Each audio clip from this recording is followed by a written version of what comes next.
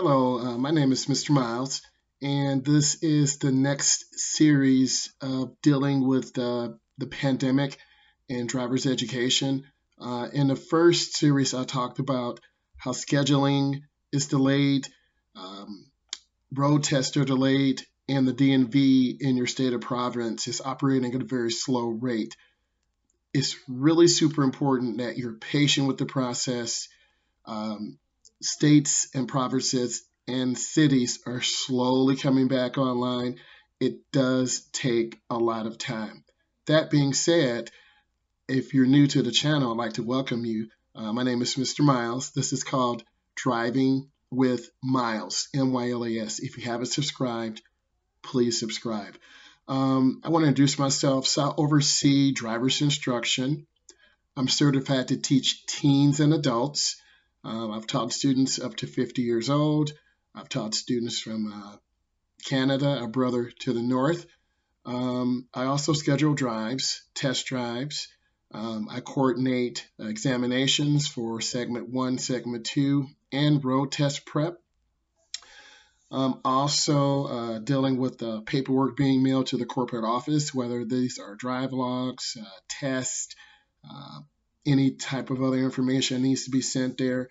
And it's about building a positive relationship with your students. Um, just want to shout out my student's name, Lucas Ford. He was the one that recommended that I start this. If you're searching, I'm known on TikTok as at the funny underscore guy 2. And I started this YouTube channel called Driving with Myles. So let's get right into it. A lot of students have asked about information for the road test prep. I'm going to get into some of the information. Number one, you want to have great speed control. If you go over speed or under speed, that is a deduction. So if the speed limit is 55 and you're at 50 or 45, you will get a deduction. Going over speed, I feel, is worse than going under speed. That is a potential to fail your road test. So you want to really work on your speed control. Next is properly signaling. If you signal too late, you'll get deducted because other drivers behind you don't have time to slow down. And I'm sorry, if you signal too early, other drivers behind you don't have time to slow down. If you signal too late, drivers, let me say it start over. If you signal too early, drivers are confused. If you signal too late, you could get rear-ended. Thank you. Let's talk about what is next. If you turn in the incorrect lane, it varies from state to state, city to city, province to province. You need to check your DMV guide. But most provinces and states, whatever lane you're in, that needs to be the designated lane you need to turn into. If you're making a right-hand turn, and if you can get closest to the curb, turn in that lane. If you're in a double right-hand turn, if you're in the middle lane turning, you have to stay in your lane until you complete the turn. After you complete the turn, you check your mirror and blind spot, and then you signal your intention. The same thing with double left or triple left turns. If you're in the innermost lane making a left turn, that is right by that double yellow. You have to turn into the nearest lane because that facilitates a smooth flow of traffic. Um, let's talk about intersections. You do not want to change lanes in the middle of an intersection. It is dangerous and it is illegal, and it could lead to a potential accident. So you want to signal your intention early, signal your intention often, and uh, don't lane change in the middle of intersections. Let's talk about merging on the expressway. I'm just kind of going through some of the elements. Your road tester is going to be sitting next to you in the car. Your parent or guardian will be in the back. They're going to take you on a designated route. The overall test is anywhere from 45 minutes to an hour and 15 minutes, depends on traffic, depends on the route that the tester chooses, and what's going on that general day. So if you're merging on expressway, they're looking for you to signal on the ramp. They're looking for you to accelerate and then get up to speed, mirror, turn signal, and check that blind spot. They're going to be looking for that. If you go too slow, you'll be deducted. And if you go out too fast and cut off cars, you will be deducted. You really have to practice those fundamentals before you make that appointment at the Secretary of State. Let's talk about stopping. If you stop after the stop line, that is a deduction. The goal of a stop line is to allow vision in the intersection. It allows pedestrians to walk by, and intersections are staggered for school buses, for big trucks, so they can make a wide right turn or a wide left turn. So you have to stop behind that stop line. Another thing that testers will be looking at before you make your right hand turn, you have to signal your intention. You need to check that sign. If it says no turn on red or turn on red at a certain time, you need to read that sign. You need to understand it.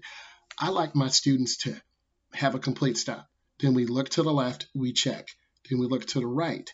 And then we might miss something. You look back to the left. Once you do that final check, and if there's no sign, and if it's clear, we make the turn in the nearest lane. Those are some fundamentals your instructors should be going over with you day after day after day. A lot of beginning drivers stare at the speedometer too much. They are checking it too frequently. This is hazardous because it takes your eyes off the road. You really need to be looking ahead at the road, checking for cars, checking for pedestrians, seeing where the light is, looking at intersections, looking for potential hazards. If you're driving a manual, you might be in the wrong gear and the car lunges forward or jerks back. That is a deduction. Also, you might be distracted. If you're worried about something or your phone goes off, that is a hazardous situation. So you want to cut that phone off. You need to learn to see the big picture. What I mean by this is pretend we're driving in a neighborhood and a little ball rolls out. You see little toys. Warning should go off. Those are kids. You've got to slow down. You've got to take your time. And you need to realize if the speed limit is 25, I would go 17. I would go 15. I would go 10 in an aggressive search pattern, left, middle, right, left, middle, right, and kind of sit back and see the big picture and cover that break. Road testers and drivers and instructors want to see confidence. One of the comments that one of my subscribers said, I failed because of lack of confidence. So immediately I listened, my heart went out to them, but I did say to them, if your instructor or road tester asked you to make a lane change to the left, mirror, turn signal, blind spot, and you hesitate, that shows inconsistency. That shows hesitation. If your road tester or instructor asks you to merge on a freeway and it's a medium-sized ramp, we expect you to get up to speed immediately, 45, 55, 58, get that speed up, turn on your blinker, look over your shoulder, check your blind spot, and merge out to a safe gap. We expect to see that.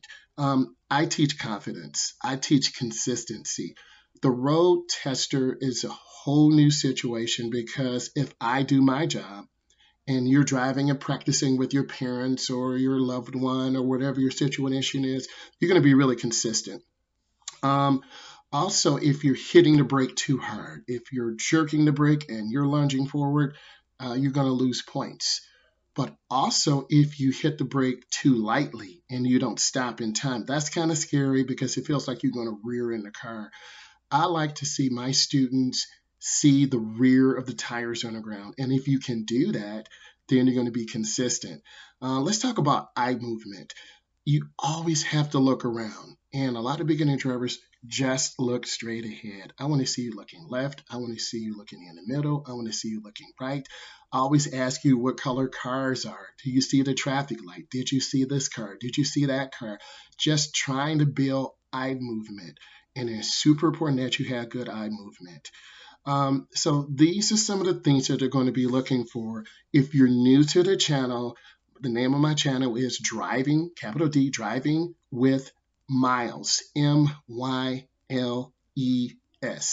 So they're going to be more series. I have a special guest coming on tomorrow. I just want to thank all of you for the support.